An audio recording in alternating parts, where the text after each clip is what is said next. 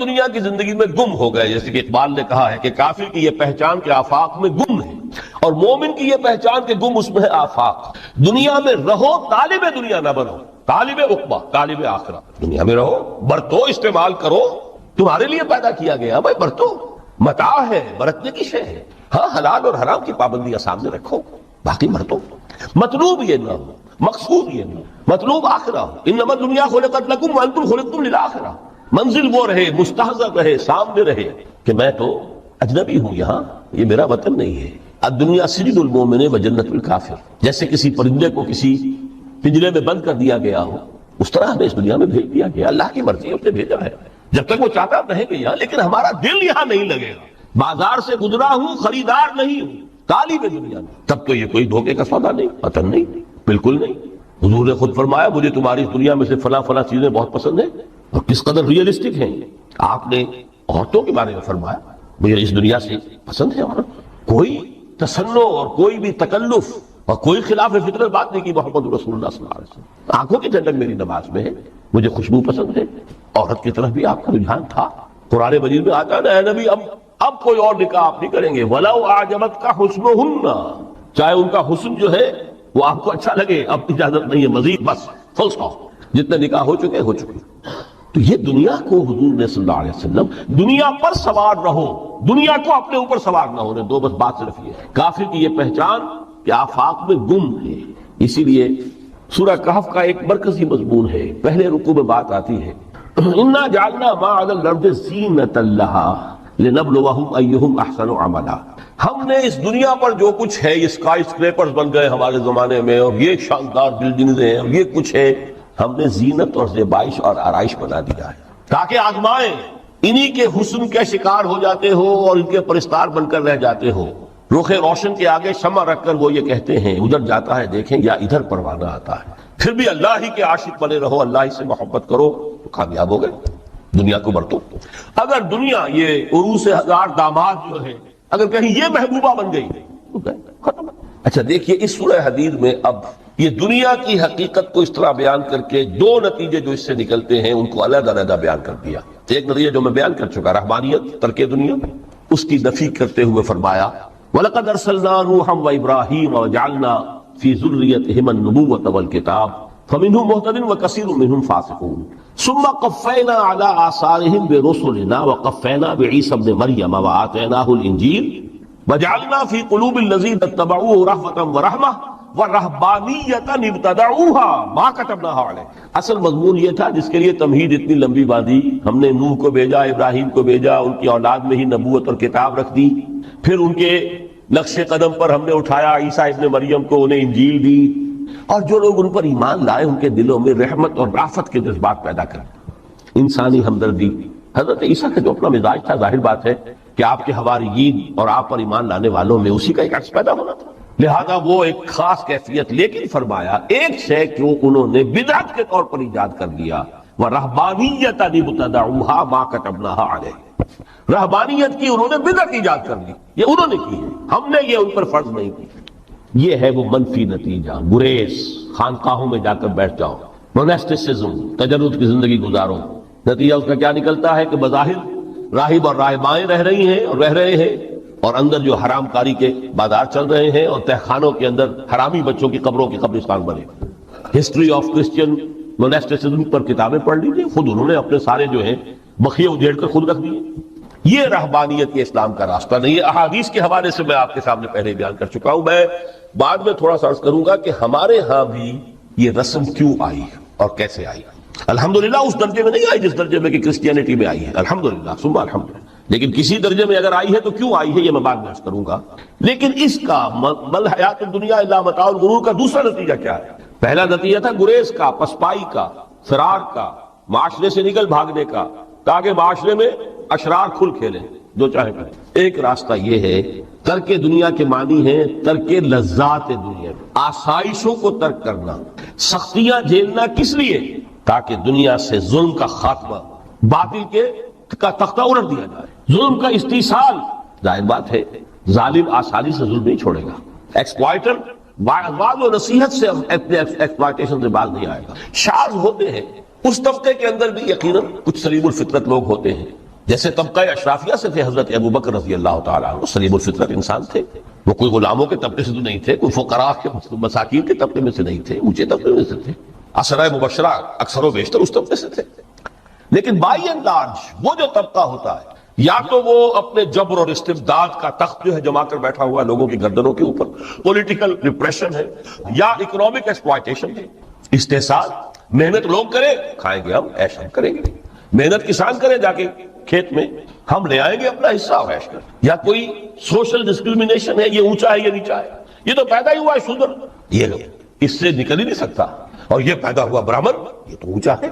اس تینوں قسم کے ظلم، اس کا خاتمہ کرنا، اس کے لیے جد و جہد کی ضرورت، جہاد کی ضرورت، قتال کی ضرورت ہے، اور جہاد و قتال آپ نہیں کر سکتے جب تک کہ لذات دنیاوی سے کنارہ کشی نہ کریں، جب تک کہ اپنی بیلٹ کو ٹائٹ نہ کریں، جب تک کہ اپنی ضروریات زندگی کو کم نہ کریں۔ ضروریات زندگی کم کریں گے تو تفریغ الاوقات ہوگا، جو تبلیغی بھائیوں کی اصطلاح ہے، بہت اہم ہے، اپنے وقت کو فارغ کر سکیں گے۔ اس وقت کو فارغ کریں گے تو پھر وہ جد و جہد، وہ محنت، وہ جہاد، اس کے لیے آپ کے پاس وقت ہوگا، اس کو آپ لگا سکیں۔ پھر اس میں جب سخت سے سخت منزلیں آئیں گی تو اس میں میدان میں مقابلہ بھی ہوگا، جان کی بازی بھی کھیلنی پڑے گی، اس میں قید و بند کا وقت بھی آ سکتا ہے۔ 3 برس تک اگر محمد عربی صلی اللہ علیہ وسلم پورے خاندان بنی ہاشم کے ساتھ بدترین اسیری سمجھ لیجئے شیب بنی ہاشم میں جو رہے، یہاں تو اسیروں کو آپ راشن تو دیتے، کھانا تو دیتے، وہاں تو اصل جو ہے وہ تو دونوں طرف سے گھاٹی کا منہ بند کر دیا گیا تھا، سیل تھی کہ کوئی شے جو ہے وہ جانے نہ پائے گا۔ 3 برس، جس میں کہ وہ وقت بھی آیا ہے کہ سوکھے ہوئے چمڑے ابال ابال کر ان کا پانی جو ہے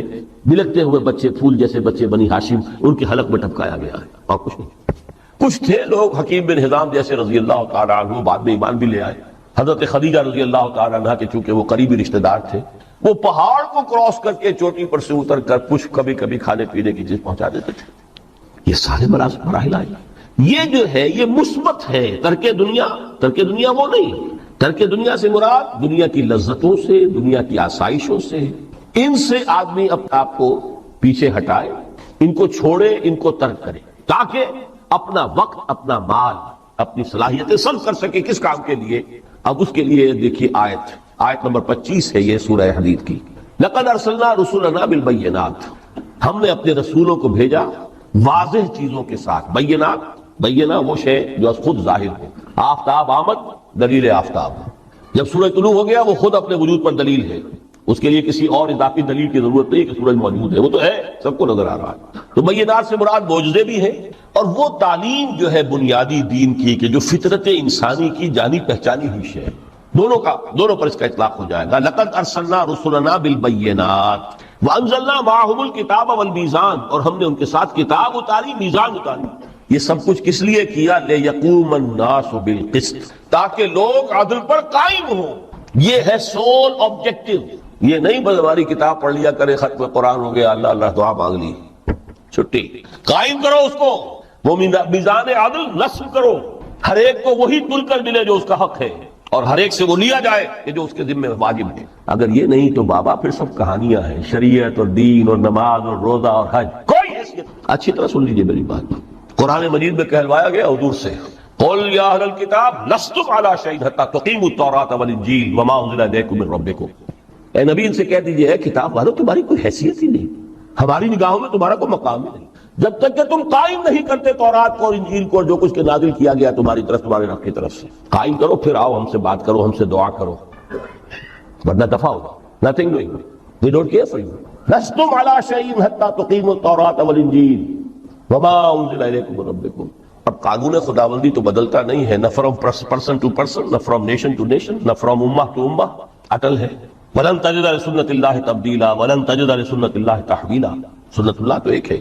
اب اس آیت کو ذرا پڑھیے، قُلْ يَا أَهْلَ الْقُرْآنِ لَسْتُمْ عَلَىٰ شَيْءٍ حَتَّىٰ تُقِيمُوا الْقُرْآنَ وَمَا أُنزِلَ إِلَيْكُم مِّن رَّبِّكُم۔ کہہ دو اے محمد کہ اے قرآن والو تمہاری کوئی حیثیت نہیں ہے ہمارے ساتھ جب تک کہ تم قرآن کو قائم پڑھ لو اور اس کے قرات کے مقابلے منعقد کرا لو اور سونے کے تاروں سے اسے لکھ لو اور اس کو جو چاہو کر لو، کوئی حیثیت نہیں۔ قائم کرو اس قرآن کو، اس کے نظام کو، اس کے قانون کو، جو حضرت ابوبکر نے فرمایا تھا، پہلا خطبہ جو دیا ہے آپ بیعت خلافت کے بعد، تم میں ہر قوی میرے نزدیک ضعیف ہوگا جب تک کہ اس سے حق وصول نہ کر لوں، اور ہر ضعیف قوی ہوگا جب تک کہ اسے اس کا حمد نہ کروں۔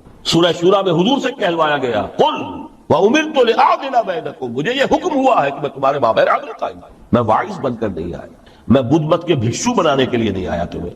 ہاں انقلابی عمل میں ایک مرحلہ آتا ہے، بدھ مت کے بھکشو بننا پڑتا ہے کچھ عرصے کے لیے، تیاری کا مرحلہ، وہ میں ابھی بعد میں ذرا بیان کر دوں. لیکن مستقل نہیں ہے یہ بدھ مت کے بھکشو. یہ بدمعاش جس طرح چاہیں کھل کھیلیں، ظالم جس طرح چاہیں لوگوں پر ظلم کرتے رہیں، تشدد اور جبر کا جس طرح سے چاہے معاملہ کرے، استحصالی نظام جس طرح ہوتا ہے چلتا رہے. شاہ ولی اللہ دہلوی رحمۃ اللہ علیہ کے الفاظ میں انسانوں کی عظیم اکثریت ڈھور ڈنگر بن جائے، صبح سے لے کے شام تک کمر توڑ دینے والی مشقت کے بعد بمشکل 2 وقت کی روٹی ملتی ہو، اس کا کبھی خیال اسے اللہ کا آئے گا؟ کبھی اللہ سے لو لگا سکے گا؟ دنیا نے تیری یاد سے بیگانہ کر دیا تو اس سے بھی دل فریب ہے غم روزگار کے. اس لیے حضور نے فرمایا قاد الفقر ان یکون کفرا، یہ فقر جو ہے یہ تو انسان کو کفر تک پہنچا. عدل قائم کرو. تو دیکھیے یہ آیت انتہائی گمبھیر آیت ہے قرآن مجید کی سورہ حدید کی. جس طرح وہ آیت متاع الغرور والی جس شان کے ساتھ سورہ حدید میں آئی ہے، اعلموا انما الحیات الدنیا لعب ولہو وزینۃ وتفاخر بینکم وتکاثر فی الاموال والاولاد کمثل غیث اعجب الکفار نباتہ ثم یہیج فتراہ مصفرا ثم یکون حطاما وفی الآخرۃ عذاب شدید ومغفرۃ من اللہ ورضوان وما الحیات الدنیا الا متاع الغرور. لیکن اس کا نتیجہ کیا نکلنا چاہیے؟ لقد ارسلنا رسلنا بالبینات وانزلنا معهم الکتاب والمیزان لیقوم الناس بالقسط. Now prepare for the shock. میرے نزدیک میرے علم کی حد تک شاید دنیا کی کوئی انقلابی کتاب نہ ہو جس نے اس قدر عریاں طور پر کھل کر یہ کہا ہو کہ ظالموں کی سرکوبی کرو، کچلو ان کے سر. وانزلنا الحدید، ہم نے لوہا بھی اتارا ہے. ایک وقت آتا ہے ظلم نہیں ختم ہوتا جب تک کہ لوہے کی طاقت ہاتھ میں نہ آئے. انزلنا الحدید، ہم نے صرف کتاب ہی نہیں اتاری ہے، لوہا بھی اتارا ہے. فیہ باس شدید، اس میں جنگ کی صلاحیت ہے. ومنافع للناس، لوگوں کے لیے کچھ اور منفعتیں بھی ہیں، کوئی توا پرات چمٹا یہ بھی بنا لو، ٹھیک ہے، لیکن اصلا یہ اصلاح کے لیے. وانزلنا الحدید، اسی تو سورہ حدید کا نام حدید ہے. فیہ باس شدید ومنافع للناس ولیعلم اللہ من ینصرہ ورسلہ بالغیب. اللہ دیکھنا چاہتا ہے کون ہے اس کے وفادار بندے اس لوہے کی طاقت کو ہاتھ میں لے کر مدد کرتے ہیں اس کی اور اس کے رسولوں کی غیب میں ہونے کے باوجود. ان اللہ قوی عزیز، ویسے اللہ قوی ہے، عزیز ہے. آنے واحد میں کفر کو ختم کر دے جب چاہے، آنے واحد میں ظالموں کا ظلم جو ہے وہ ختم کر کے رکھ دے. وہ سب کچھ کر سکتا ہے. لیکن پھر تمہاری آزمائش کیسے ہوگی؟ کیسے معلوم ہوگا ہوز ہو، کس کا کیا مقام تھا، کس کے پاس کتنا یقین کا سرمایہ تھا، کس کے ایمان کی گہرائی اور گہرائی کا کیا عالم تھا، کس نے ہمارے دین کے لیے کیسی کیسی قربانیاں جھیلی ہیں.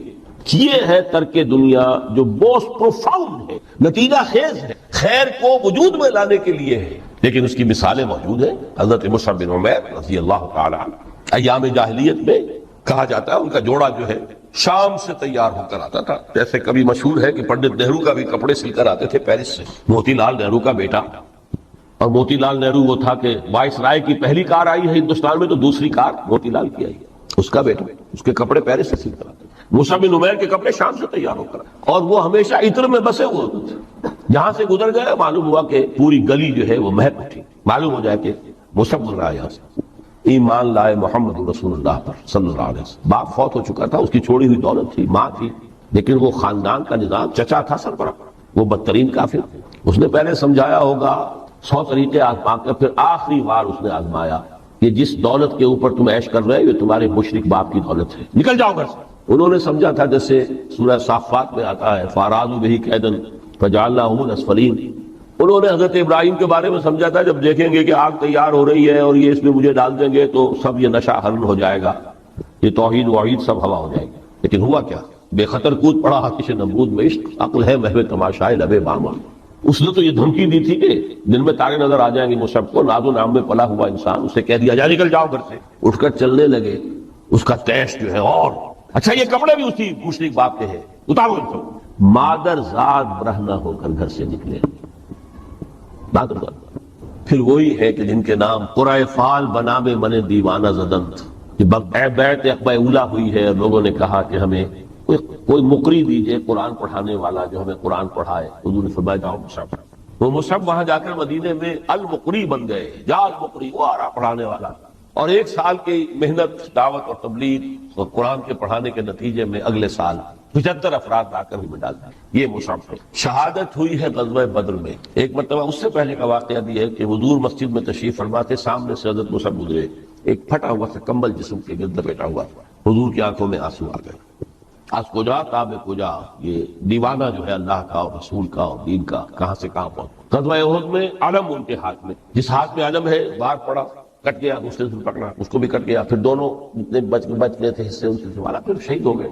جسم پر صرف ایک چادر تھی، اوپر سے جسم ننگا تھا، صرف سطر کے لیے چادر. دفن کرنے لگے تو مسئلہ ہی پیش آ گیا کہ چونکہ شہید کے تو کفن جو ہے اس کا اپنا جو بھی لباس پہنا وہ شہادت. حضور سے کہا گیا کہ حضور موسم کی چادر تو اتنی چھوٹی ہے کہ سر ڈھانپتے ہیں تو پیر کھل جاتے ہیں، پیر ڈھانپتے تو سر کھل. فرمایا سر کو چادر سے ڈھانپ دو اور پیروں پر ازخر گھاس، یہ آخری لباس ہے. کہ میں نے عرض کیا کہ استعانت باللہ، مدد مانگنی ہو تو صرف اللہ.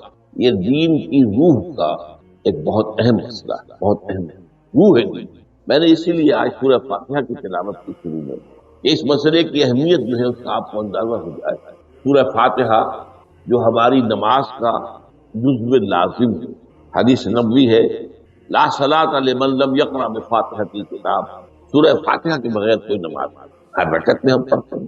یا یہ دوسری بات ہے فقہ حنفی کے مطابق امام پڑھتا ہے اگر جہری انداز میں تو کوئی پھر پوری جماعت کی طرف سے لائے گی، لیکن اس پہ اتفاق کرتے ہیں سورہ فاتحہ ہی اصل نماز. اسی لیے ایک حدیث میں جو مسلم شریف میں آئی ہے حضرت ابو ہریرہ سے سورہ فاتحہ کا تجزیہ کیا گیا ہے تدابیر کا، اور وہ حدیث قدسی قسمت الصلاۃ بینی و بین عبدی نصفین. اللہ فرماتا ہے میں نے نماز کو اپنے اور اپنے بندے کے درمیان برابر برابر تقسیم کر دیا. بندہ کہتا اب اس کے بعد ساری تفصیل سورہ فاتحہ. صلاۃ کا قسمت الصلاۃ بینی و بین عبدی نصفین، تو ہم تو صلاۃ میں سورہ فاتحہ بھی ہے، پھر اس کے بعد بہت قرآن مجید کی آیتیں پڑھتے ہیں، پھر رکوع بھی ہے، پھر سجود بھی ہے، قیام بھی ہے اور قعدہ بھی ہے. ہمیں صلاۃ کو منہ بن لیکن یہ کہ اصل صلاۃ سورہ فاتحہ. چنانچہ اس حدیث میں تجزیہ کیا گیا ہے. جب بندہ کہتا ہے میرا بندہ یہ کہتا ہے الحمدللہ رب العالمین، تو میں یہ کہتا ہوں اللہ تعالیٰ یہ فرماتا ہے ہمیں میرے بندے نے میری ہم تعریف کی سمجھ. جب بندہ کہتا ہے الرحمن الرحیم، میں کہتا ہوں اللہ کہتا ہے اسنا علیہ، میرے بندے نے میری سنا. اور جب بندہ کہتا ہے مالک یوم الدین، تو اللہ فرماتا مجدنی عبدی، میرے بندے نے میری بزرگی بیان. تو یہ سارا میں اس لیے آپ کو حوالہ کیا. آج میں سورہ فاتحہ کا درس نہیں دے رہا ہوں، پوری بات نہیں سنا رہا ہوں کہ اصل نماز سورہ فاتحہ. اب سورہ فاتحہ میں 7 آیتیں ہیں اور عجیب ترتیب ہے، 3 آیتوں پر ایک جملہ بنتا ہے. الحمدللہ رب العالمین الرحمن الرحیم مالک یوم الدین، آیتیں 3 جملہ 1.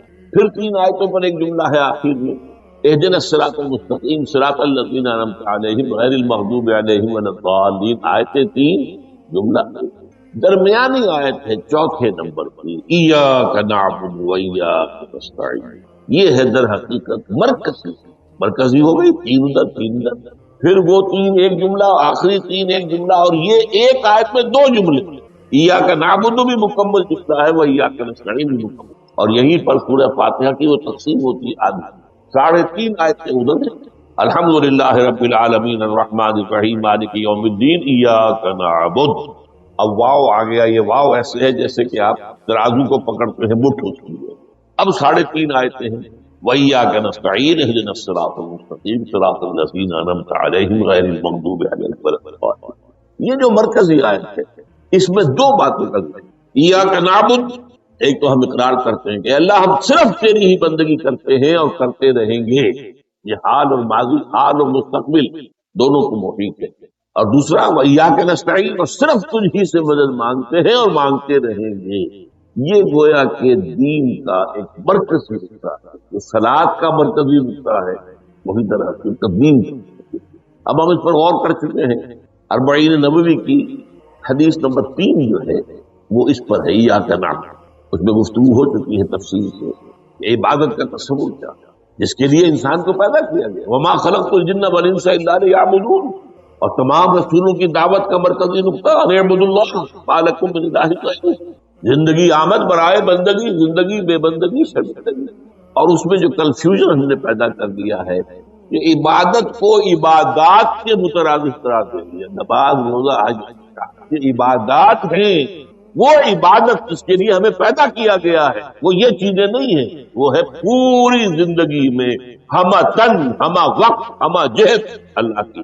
ہر وقت نماز تو نہیں پڑھی جاتی، ہر روز روزہ تو نہیں رکھا جاتا. یہ جو کہا کہ میں نے صرف تمہیں پیدا ہی اس لیے کیا کہ میری عبادت کرو، تو عبادت سے مراد یہ چیزیں نہیں ہے.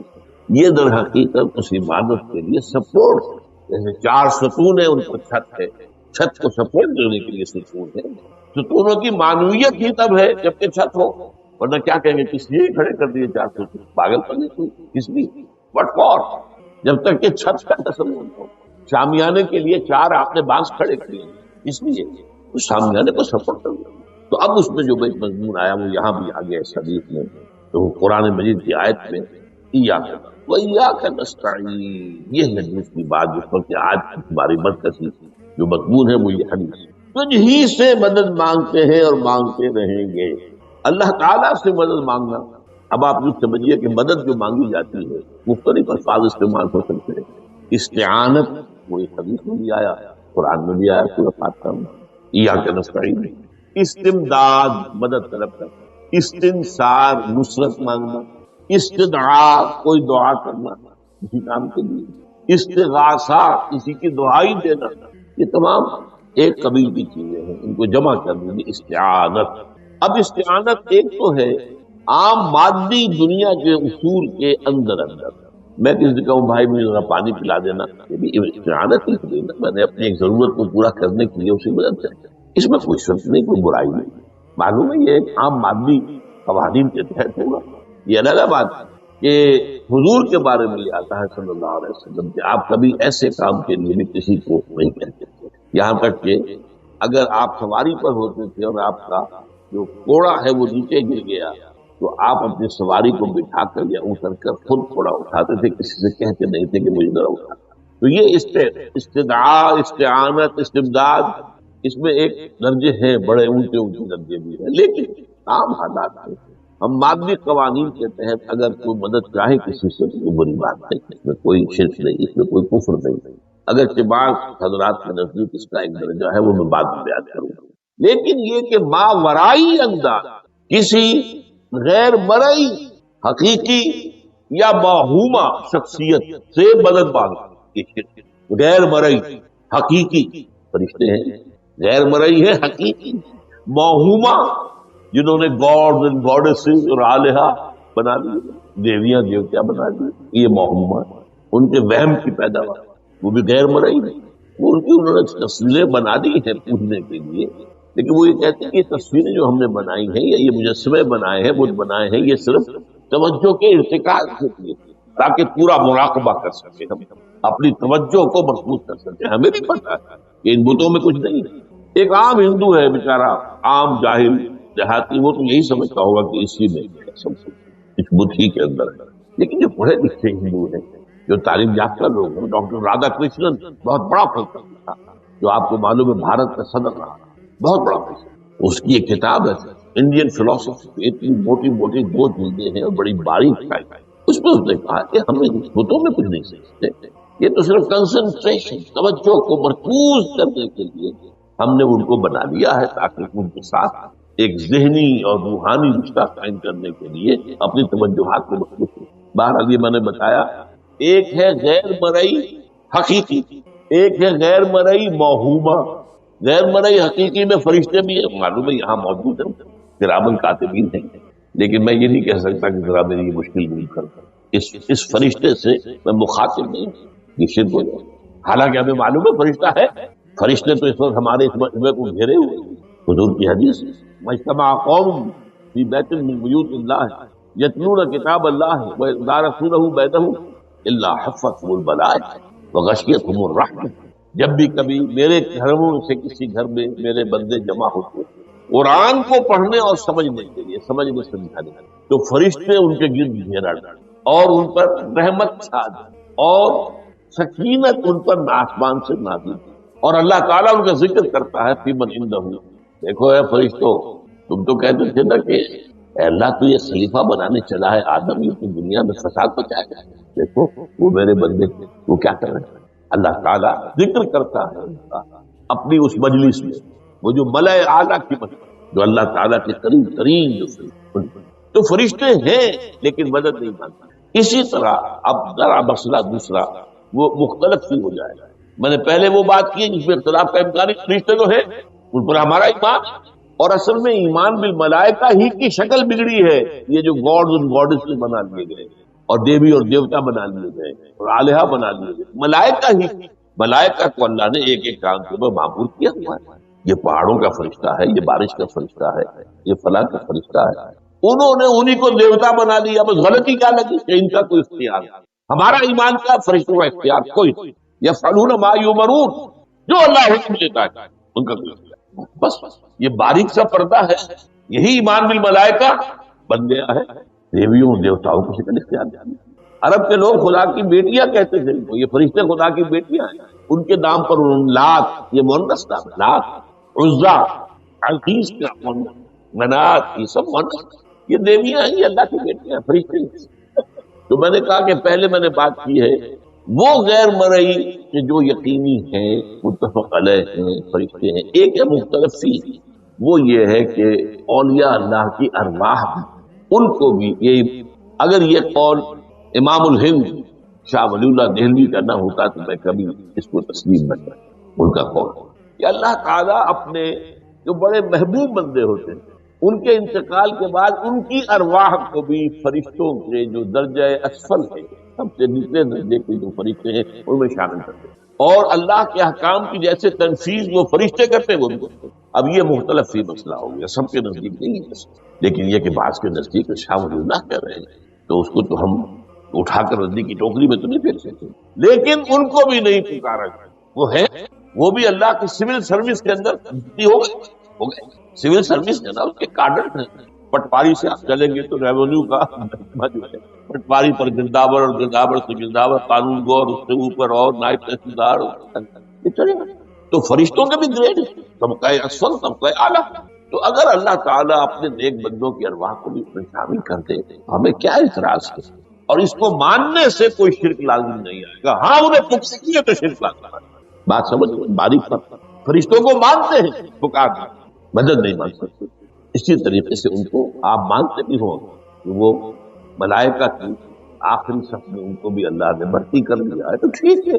لیکن یہ کہ آپ اختلاف کریں، اختلاف بھی کریں کہ اتنی بڑی بات کے لیے کوئی دلیل قرآن مجید سے ہمیں نہیں ملتی. یہ تو سب کہتا ہے یہ کہ یہ قول ہے محدث کا ہے. لیکن درج بعد فرق جو بتا رہا ہوں ان کو یہ مان لینا کہ فرض کیجئے شیخ عبد القادر جو ہے بغدادی گیلانی رحمت اللہ علیہ، ان کی روح اب کہیں آ سکتی ہے، ارواح آ سکتی ہے جیسے ملائکہ آ سکتی ہے.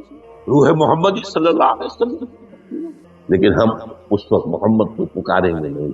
پکارا تو صرف دعوت، جب دعا کی تو صرف. یہ ذرا باریک سا فرق ہے جو ہمارے ہاں اس فرق کو نہ سمجھنے کی وجہ سے ہی یا تو انکار کر دیتے صرف روح آئی نہیں، اور یا یہ کہ پھر ان سے دعائیں اور استدعاء اور استغاثہ، یہ دونوں میں جو ہے انتہا ہے. اچھا، دنیا کے قانون کے تحت بھی جو میں نے کہا تھا میں بتاؤں گا کہ اس کا بھی ایک مرتبہ ہے. آپ نے کسی شخص سے ایک کام کے لیے کہا، وہ دنیا کے قوانین کے تحت ہے. فرض کیجیے آپ کسی سے کہتے ہیں میری فلاں جگہ پر سفارش کر دیجیے، میرا یہ مسئلہ ہے، 100% درست ہے. لیکن یہ کہ فرض کیجیے کہ میرا جو مدعا علیہ ہے یا جو میرا وقت مقابل ہے وہ چرم زبان ہے زیادہ، یا وہ اس نے کوئی لمبی چوڑی سفارش جو ہے فراہم کرتی ہے، تو آپ بھی میری بات رکھ لیں. قرآن مجید میں آیا سورہ نساء من یشفع شفاعۃ الحسن، اچھی شفاعت کرنا صحیح بات ہے، اس کے اندر اللہ تعالیٰ نے اجر و ثواب رکھا ہے. اب آپ نے ایک دفعہ کہا اس نے نہیں کیا، دوسری دفعہ کہا نہیں کیا، پھر کہا تو یہ میں ایک بزرگ کا قول آپ کو بتا رہا ہوں کہ یہ شرک. ایک دفعہ کہا ٹھیک ہے یہ سوال ہے، دوسری دفعہ کہا یہ بھی چلیے معاف. اب تیسری دفعہ اس کا مطلب یہ کہ آپ نے یہ بات سمجھ لی ہے کہ آپ کا خیر اسی کے ہاتھ میں اور یہ شرک خفی ہو جائے گا. ٹھیک ہے آپ نے کہا اگر وہ کر دے تو یہ بات نہیں سمجھ لیتی ہے. کیونکہ آدمی جو ہے اگر پیچھے پڑ جاتا ہے کہتا ہے مطلب معلوم ہوا کہ اس کے ذہن میں یہ بات بیٹھ گئی ہے کہ تمہارا خیر جو ہے، تمہاری بھلائی اسی کے ہاتھ میں. بہرحال اس تبہیت کے بعد اب ہم پڑھ رہے ہیں. حضرت ابن عباس فرماتے ہیں رضی اللہ تعالیٰ عنہ، کنت خلف النبی یوما صلی اللہ علیہ وسلم، ایک دن میں حضور کے پیچھے تھا. اب پیچھے ہونے سے کیا مراد ہے؟ گمان غالب یہ ہے کہ سواری پر، جس کو ردیف بھی کہتے ہیں. واللہ عالم یہ بھی ہو سکتا ہے کہ چلتے ہوئے پیچھے پیچھے چل رہے ادب کے ساتھ. چچا زاد بھائی ہیں لیکن عمر میں تو بہت چھوٹے ہیں، نوجوان. اس کیفیت میں حضور نے اب ان سے خطاب کیا، یا غلام، اے نوجوان، اے لڑکے، اے لڑکے، وعلمک کلمات، میں تمہیں تلقین کرتا ہوں چند کلمات۔ یہ ہے حضور کا طریقہ تربیت و تعلیم و تزکیہ۔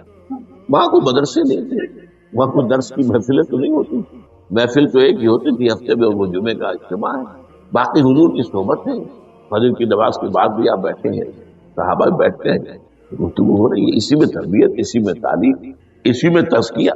وہ علیحدہ ذکر کے حلقے جو ہے وہ ضربے مارنے کے لیے یہ تو نہیں تھی، یہ تو بات کی ایجاد میں تو سب مانتے ہیں کہ یہ بات کی ایجاد ہے، مخلوق کی ہے نہیں۔ بہرحال حضور نے اے لڑکے یا اے بیٹے، جو بھی آپ اس کا ترجمہ کریں، میں تمہیں چند باتیں سکھاتا ہوں۔ مطلب کیا ہے؟ وعلمک کلمات، حفظ جان بنا لو۔ احفظ اللہ یحفظک، پہلا اللہ کی حفاظت کرو وہ تمہاری حفاظت کرے گا۔ اب اس سے مراد کیا ہے؟ عام طور پر سمجھا گیا ہے کہ اللہ کے احکام کی کوئی حکم ٹوٹنے دم وہ تمہاری حفاظت کرے گا۔ اور ایک مفہوم یہ بھی ہو سکتا ہے، اللہ کو اپنے دل میں محفوظ رکھو، اس کی یاد سے اس دل کو، اس خانہ قلب کو خالی نہ مستحضر رکھو اللہ کا، تو اللہ تمہاری حفاظت کرے گا، اللہ تمہیں یاد رکھے گا۔ اور حدیث قدسی میں یہ الفاظ آئے، میرا بندہ جب مجھے اپنے دل میں یاد کرتا ہے میں بھی اسے اپنے دل میں یاد کرتا ہوں۔ جب میرا بندہ کسی محفل میں میرا ذکر کرتا ہے میں اس سے کہیں بہتر محفل میں اس کا ذکر کرتا ہوں۔ اللہ کی محفل تو ملائے اعلیٰ کی ہے، ملائکہ مقربین کی ہے۔ وہ جو امیر خسرو کا شعر ہے وہ پتہ نہیں کس کیفیت میں انہوں نے کہا ہے، خدا خود میر محفل بود اندر لامکاں خسرو، محمد شمع محفل بود شب جائے کہ من بود۔ اے خسرو، رات میں جہاں تھا وہ رات کوئی کیفیت تھی جو گزری ہے، وہ ایک لامکان کی محفل تھی، اب مکان نہیں ہے، لامکان، مادی نہیں ہے، اس کی محفل میں میر محفل اللہ تھا اور شمع محفل محمد صلی اللہ علیہ وسلم۔ خدا خود میر محفل بود اندر لامکان خسرو، محمد شمع محفل بود شب جائے کہ من بود۔ بہرحال اللہ کو تم اپنے دل میں مستحضر رکھو، اللہ تعالیٰ تمہیں بھی یاد رکھے گا۔ دوبارہ فرمایا، احفظ اللہ تجدہ امامک تجاہک، اللہ کو یاد رکھو تو اپنے سامنے موجود پاؤ گے، جب چاہو دعا کرو۔ وہ جو بات کہا ہے کہ دل میں ہے، جب چاہو مخاطب ہو جائے، دل کے آئینے میں ہے تصویر یار، جب ذرا گردن چھپائی دیکھے کہیں دور تو نہیں، نحن اقرب الیہ من حبل الورید، تمہارے دل میں ہے، کہاں جا رہے ہو اس کو ڈھونڈنے کے لیے؟ اپنے دل میں۔ وہ جو بے دل نے کہا ہے، ستم استگر ہوسک کشم بسیر سر و سمندرا، تجھے ان کا کم نہ دمیدئی در دل کشا بچمن درا۔ بڑے ستم کی بات ہے کہ تمہارا دل کہتا ہے چلو ذرا باغیچے میں چلو، پھولوں کی سیر کرو، یہ گلاب کا پھول ہے، یہ موتیا ہے، یہ سیر، ستم است، بڑے ستم کی بات ہے۔ ستم کیا ہو گیا؟ ستم است گر ہوس کشد، تمہاری خواہش تمہیں کھینچتی ہے کہ بے سیر سر و سمندرا، سر و سمن، ذرا ان کی سیر کرنے کے لیے آؤ۔ تجھے غنچہ کم ہے، تو خود ایک غنچہ، تو خود ایک پھول، اللہ کا بنایا ہوا اشرف المخلوقات، وہ اشرف المخلوقات سے بڑا کوئی پھول ہو سکتا ہے؟ تجھے غنچہ کم نہ دمیدئی در دل کشا، اپنے دل کا دروازہ کھولو، بچمن درا، اس کے اندر جو چمن آباد ہے وہ کیا ہے؟ روح۔ دل مسکن ہے، قلب مسکن ہے روح۔ تو احفظ اللہ تجدہ امامک یا تجاہک، اپنے سامنے موجود۔ اذا سالتا فاسأل اللہ، اب آ گیا وہ مرکز کی حکم۔ دیکھو جب مانگو اللہ سے، غیر اللہ کے سامنے ہاتھ دراز کرو ہی مت۔ ایک حدیث میں آتا، یعنی حرام نہیں، دنیاوی قواعد اصول قوانین کے تحت کسی سے مدد چاہنا تو سوال کرنا حرام نہیں ہے۔ وہ تو میں نے کہا کہ اس پر اصرار آپ کریں گے تو اس میں بو پیدا ہو جائے گی، بدبو پیدا ہو جائے گی، شرک۔ لیکن آپ کو سوال کریں مدد، اسی پر دنیا قائم ہے، ایک دوسرے کے ساتھ تعاون کے ساتھ۔ لیکن اونچا مقام کیا ہے؟ اسی سے سوال مت کرو، سوال یہاں تک کہ جوتے باندھنے کا تسمہ تمہیں درکار ہے تو بھی کسی سے مت مانگو، اللہ سے مانگو۔ کیا پتہ اللہ کس کے دل میں ڈال دے اور وہ آ کے تمہیں تسمہ پیش کر دے۔ ہوتا ہے ایسا مسافات جو اللہ کے ساتھ لو لگا کر رکھنے والے ہیں، ان کے تو ایسے واقعات ہوتے ہیں، دل میں ایک بات آئی اور اس کے بعد وہی بات جو ہے وہ کوئی شخص آ گیا اس سے وہ بات پوری کر دی۔ کیونکہ لوگوں کے دل جو ہے وہ تو اللہ کے دو انگلیوں کے مابین نہیں چاہتا ہے، کیا پتا اللہ کسی فرشتے کو انسانی شکل میں بھیج دے، آتا ہے فرشتہ آتا ہے انسانی شکل میں آتا ہے، آپ کی تکلیف کو رفع کر دے، آپ کی ضرورت کو پورا کر دے، اسی سے کسی اور کو نہیں۔ یہ ہے توحید کا لب لباب۔ یوں سمجھیے اسلام کی جڑ کیا ہے؟ ایمان۔ اسلام کا جو خارجی نظام عمل ہے، انفرادی اعمال ہوں اجتماعی ہوں، ان سب کی روح رواں کیا ہے؟ ایمان۔ ٹھیک، ایک بات بولی، ایمان کا خلاصہ لب لباب کیا ہے؟ ایمان باللہ۔ جیسے ایمان بالآخرہ بھی ہے، ایمان بالملائکہ ہے، ایمان بالانبیاء ہے، ایمان بالرسل ہے، ایمان بالکتب ہے، ایمان بالقلب ہے، لیکن اصل ایمان اسی لیے ایمان مجمل میں آپ کو معلوم ہے کسی اور چیز کا ذکر نہیں۔ آمنت باللہ کما ہوا باسمائہ وصفاتہ وقبیلۃ جمیع احکامہ اقرار باللسان وتصدیق بالقلب۔ یہ ایمان مجمل، اجمالی طور پر ایمان اس کا نام ہے۔ ہاں مفصل تفصیلی طور پر آمنت باللہ وملائکتہ وکتبہ ورسلہ والیوم الآخر والقدر خیرہ وشرہ من اللہ تعالی والبعث بعد الموت۔ تو اسلام کی جڑ ایمان، اور اسلام کا سارا جو نظام عمل ہے، چاہے انفرادی اعمال ہو چاہے اجتماعی، ان سب کی روح رواں ایمان۔ اور ایمان کا خلاصہ ایمان باللہ، اور ایمان باللہ کا اصل حاصل وہ ہے جو سبھی اس کے دو ہیں تقاضے، عبادت صرف اسی کی، استعانت صرف۔ اس لیے میں نے تمہیں پاک کرنے کا تذکرہ شروع نہیں کیا۔ یہ عبادت کا جوہر ہے، عبادت کا جو ہے یہ ایمان کا حاصل، عبادت صرف اس کی اور استعانت صرف۔ استعانت ہی میں سوال بھی آ گیا، ابھی مدد دے، آپ کسی سے کچھ مدد مالی چاہ رہے ہیں یا کوئی اور مدد چاہتے ہیں، کسی کام میں مدد چاہتے ہیں، جیسے میں نے کہا تھا کہیں سفارش کرانا چاہتے ہیں، مدد۔ وَإِذَا اسْتَعَنْتَ فَاسْتَعِنْ بِاللَّهِ، اور جب مدد مانگو صرف اللہ سے مانگو۔ اور وہ سارے الفاظ یاد کر دیں، استدعاء، استعانت، استغاثہ، یہ جو غوث اعظم سے استغاثہ کیا گیا، استغاثہ اللہ سے، دعائی اللہ، اس اعتبار سے استمداد، استعانت، استدعاء، استغاثہ، یہ سب اللہ کا، صرف عبادت صرف اللہ، اياك نعبد، اور استعانت صرف اللہ۔ اذا سألت فاسأل اللہ واذا استعنت فاستعن باللہ واعلم۔ اب یہ جو آخری ٹکڑا آ رہا ہے، حدیث نمبر 4 تھی، وہ عبداللہ ابن مسعود رضی اللہ تعالیٰ عنہ، اس میں بھی مضمون جو آیا ہوں یہاں پر دوبارہ آ رہا ہے۔ واعلم، اور اے میرے بیٹے، میرے بچے، اے عزیز، علم، جان لو، ان الامت نبی اجتماعت علی ان ينفعوک بشیء، اگر سب لوگ جمع ہو کر چاہیں کہ تمہیں کسی شے کا نفع پہنچے، وہ فائدہ پہنچا جائے، لن ينفعوک الا بشیء قد کتبہ اللہ لک، نہیں پہنچا سکتے تمہیں کوئی نفع مگر صرف وہی جو تمہارے لیے اللہ نے لکھی۔ پھر کیوں مانگو ان سے؟ یہ تو فعل عبث ہو گیا، بیکار بات ہے، ان کے ہاتھ میں کچھ ہے ہی نہیں۔ لہذا یہ جان لو، سب لوگ مل کر چاہیں کہ تمہیں کوئی نفع پہنچا دیں، نہیں پہنچا سکتے مگر وہی کچھ جو اللہ نے تمہارے لیے کیا ہے، مل جائے مدد۔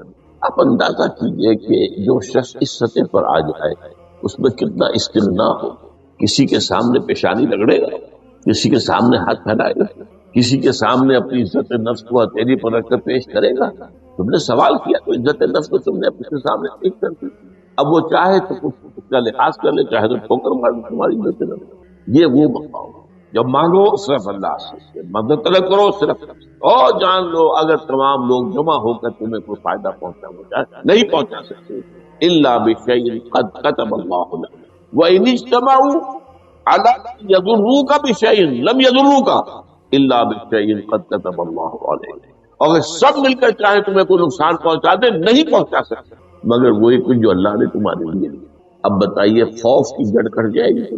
یہ جو ایمان جو ہے یہ خوف اور حزن دونوں سے بھی جاتے رہتا ہے۔ جو حقیقی مومن ہے وہ اللہ کا ولی ہے، حقیقی وہ اللہ کا ولی ہے، اور الا ان اولیاء اللہ لا خوف علیہم ولا هم يحزنون۔ یہ اولیاء اللہ کو علیحدہ مخلوق نہیں ہے، وہ ان کے سر پہ سینگ نہیں ہوتے، انسان ہی ہوتے ہیں لیکن حقیقی معنی میں اس ان اعتبارات سے جو آج پڑھ رہے ہیں ایمان اس درجے کا پہنچ جاتا ہے، ان لوگ کو خوف کی بات ہے، کس سے خوف کروں، اس کے ہاتھ میں تو ہے ہی نہیں، اور اگر کچھ اللہ نے میرے لیے لکھ دیا وہ آ کر رہے، چاہے میں لاکھ گڑ گڑاؤں اور اس کے سامنے یہ چھوڑ دے، اگر اللہ نے لکھا ہوا ہے وہ تو کاہے کو اس کے سامنے گڑ گڑانا، کاہے کو جبرسائی کرنا اس کے سامنے، اور کسی کے ہاتھ میں کچھ ہے ہی نہیں، میرا خیر ہے ہی نہیں، کاہے کو مشاغت کرو اس کو۔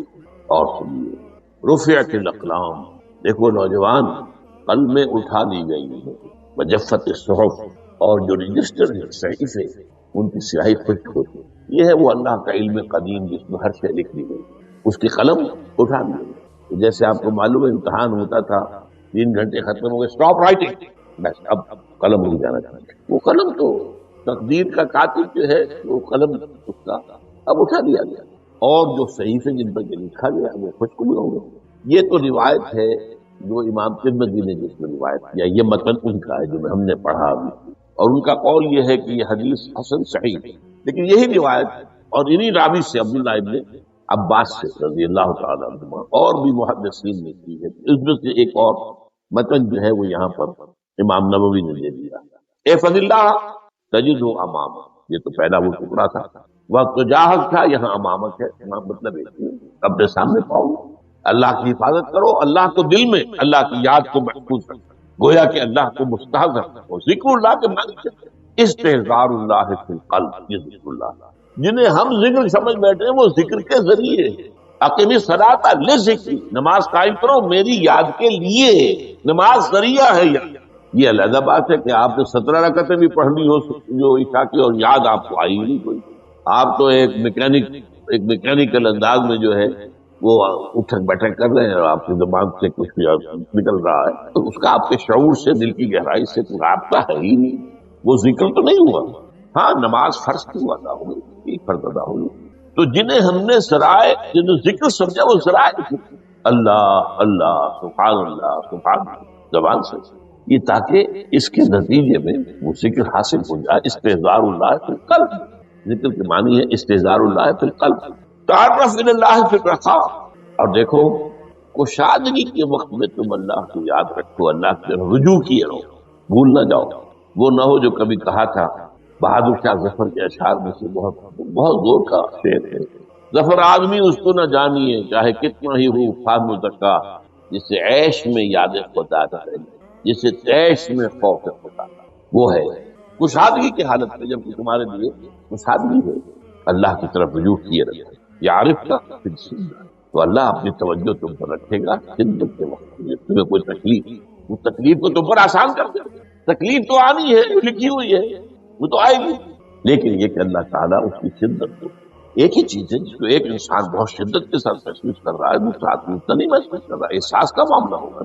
وہ تو اصل میں اگر انسان کی نرم کٹی ہوئی ہے تو احساس ہو گئی, پھر اسی ہوگی. تو اس اعتبار سے اللہ تعالیٰ تمہارے لیے اس شدت کی کمی کرتا ہے. وَعْلَمْ أَنَّمَا أَخْطَأَكَ لَمْ يَكُنْ لِيُصِيبَكَ, اور جان لو جو چیز تم سے چھوٹ گئی ہے, رہ گئی ہے, وہ ہرگز تمہیں ملنے والی نہیں تھی. اب آپ نے کسی ملازمت کے لیے درخواست کی ہے, درخواستیں مانگی گئی ہیں, اپنی سی محنت کر لی, نہیں ملی ملازمت, اب آپ بیٹھے ہوئے افسوس میں, رنج میں, غم میں, فلاں نے یہ کر دیا, فلاں نے یہ کر دیا, وہ فلاں جو ہے بڑی تکڑی سفارش لے آیا تھا, فلاں نے رشوت دے دی. چھوڑو میاں اس کو, وہ تمہارے لیے نہیں تھی. کاہے کو اپنے ذہن کے اندر یہ کھچڑی پکا رہے ہو, خواہ آپ شاید سوء ظن میں بھی مبتلا ہو رہے ہو, کسی نے نہ رشوت دی اور آپ سمجھتے ہو کہ رشوت دی ہے. یہ ساری چیزیں جو ساری فیات ان کی جڑ پر وعلم انما اخطاءک لم یکن لیصیبک وما اصابک, اور جو چیز تم پر آ گئی لم یکن لیخطئک, ہو ہی نہیں سکتا تھا کہ وہ تم پر نہ آ. یہ کر لیتا تو ہو جاتا, شاید یہ کر لیتا, میں نے ٹیکا پہلے لگوا دیا ہوتا تو یہ بات نہ ہوتی. بھائی وہ جو ہونا تھا وہ ہونا تھا. اب یہ وہ چیز ہے جس سے انسان میں کیفیت پیدا ہوتی, تسلیم و رضا. ہم بھی تسلیم کی خو ڈالیں گے, بے نیازی تیری عادت ہی صحیح, اے اللہ جو تو نے چاہا مجھے قبول. اسی لیے میں نے آپ کو آیتیں سنائی, سورہ تغابن, ما اصاب من مصیبت الا باذن اللہ, کوئی مصیبت نہیں آتی مگر اللہ کی. ومن یؤمن باللہ یہد قلبہ, جو اللہ پر ایمان رکھتا ہو اللہ اس کے دل کو ہدایت دے دیتا ہے. ہدایت کس بات کی؟ تسلیم و رضا. ستمش گر ہوا ست کا شخص میں سر سلم سبب نہیں, یہ دوسرا شعر میں پڑھنا چاہتا تھا. سر دوستاں سلامت کہ تو خنجر آزمائی, نہ شبد نصیب دشمن کے شبد ہلاکت. اللہ تیری طرف سے ہے, مجھے قبول نہیں, اور بظاہر مجھے تکلیف ہو رہی ہے, لیکن یقیناً اس میں میرا کوئی خیر ہے. یہ دیکھل خیر, تیرے ہاتھ میں تو خیر ہی خیر ہے جو بھی تیری طرف سے آئے. سر تسلیم خم ہے. اور یہ مضمون جو ہے زیادہ بڑے پیمانے پر سورہ دین میں آیا. ما اصاب من مصیبت فی الارض ولا فی انفسکم الا فی کتاب من قبل ان نبرأها, کوئی مصیبت نہیں آتی نہ تمہاری جانوں میں نہ زمین میں. زمین میں زلزلہ آ جانا, سیلاب آ جانا, کچھ اور زمین کا دھس جانا, یا یہ ہے کہ تمہاری جانوں میں کوئی بخار ہو گیا تو اور تکلیف ہو گئی، اچانک معلوم ہوا کہ صاحب کو کینسر ہے اور کینسر بھی اب تھرڈ اسٹیج کو پہنچ گئی، لیکن جو بھی آیا ہے وہ اللہ کے علم کی، علم قدیم کی کتاب میں پہلے سے لکھا ہوا فی کتاب من قبل ان نبرأہا، یہ کتاب میں درج ہے اس سے پہلے کہ ہم اسے ظاہر کریں۔ اس کا نتیجہ کیا نکلنا چاہیے؟ لیکن لا تاسوا علی ما فاتکم ولا تفرحوا بما آتاکم، افسوس نہ کیا کرو جو تم سے جاتا رہے، چھوٹ جائے، کوئی عزیز فوت ہو گیا، کوئی موقع ہاتھ سے نکل گیا، ارے بھائی میں چوک گیا، بڑا موقع تھا، اب اس پر افسوس کر رہے نہیں، جو چیز لیکن لا تاسوا علی ما فاتک ولا تفرحوا بما آتاک، جو اللہ تمہیں دے دے اس وقت اتراؤ مت، وما اصابک لم یکن لیخطئک واعلم ان النصر مع الصبر، اور جان لو اللہ کی مدد صبر کے ساتھ ہے، جو آئے اس کی طرف سے چھوڑ دو، زبان پر کلمہ شکوہ اور شکایت، اللہ سے شکایت، تسلیم و رضا، جو تیری رضا ہے، تیری صحت ہمیں منظور ہے لیکن اس کو، مولانا محمد علی جوہر ایک مرتبہ جیل میں گئے، ایک بیٹی بیمار ہوئی فوت ہو گئی، اس کے بعد دوسری مرتبہ پھر جیل میں گئے، دوسری بیٹی کو وہی بیماری، جیل میں اطلاع ملی کہ بیٹی کو یہ بیماری، تو خط لکھا اشعار کی شکل کا آخری شعر یہ ہے، تیری صحت ہمیں منظور ہے لیکن اس کو نہیں منظور کہ ہم تو نہیں منظور، ہم تو چاہتے ہیں کہ بیٹی کے تو شفا ہو جائے، اسے منظور نہیں کرتے ہمیں کرتے۔ وَاعْلَمْ أَنَّ النَّصْرَ مَعَ الصَّبْرِ وَأَنَّ الْفَرْجَ مَعَ الْكَرْبِ، فرج فراخی کھل جانا، یہ ہے کرب کے ساتھ تکلیف